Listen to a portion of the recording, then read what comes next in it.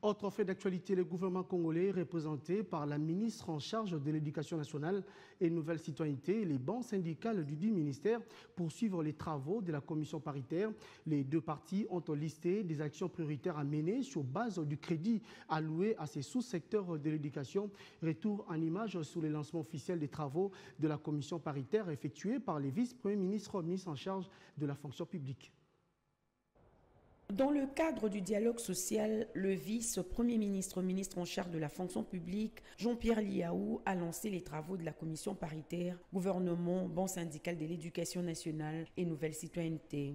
Durant 15 jours, les délégués du gouvernement et les syndicalistes vont échanger pour trouver des résolutions qui devront impacter positivement la vie et l'environnement du travail des enseignants congolais. Avec le lancement de ces travaux, le gouvernement démontre la détermination de garantir une rentrée scolaire apaisée et sauvegarder les acquis de la gratuité de l'enseignement, ainsi matérialiser la vision du chef de l'État, Félix-Antoine Tshisekedi Tshilombo, dans ces secteurs. Le gouvernement, dans le respect des principes de partenariat, s'engage à maintenir un dialogue constant avec le syndicat des enseignants. Nous sommes attentifs à vos propositions pour le bon fonctionnement de notre secteur, qui a la lourde tâche de former l'enfant congolais, futur acteur de développement national et promoteur de la paix. Dans son mot, le patron de l'administration publique congolaise, Jean-Pierre Liaou, a interpellé les participants à privilégier les compromis républicains pour garantir une rentrée scolaire dans la sérénité.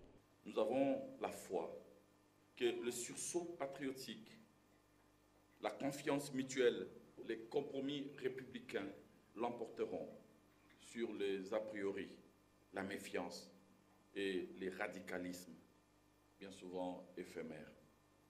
Je vous invite également à travailler avec amour et patriotisme dans vos analyses et recherches de pistes, de solutions en vue de baliser le chemin pour une rentrée scolaire 2024-2025 apaisée et par-delà accroître le niveau de la qualité de l'enseignement eu égard à la mission confiée au ministère de l'Éducation nationale et Nouvelle Citoyenneté.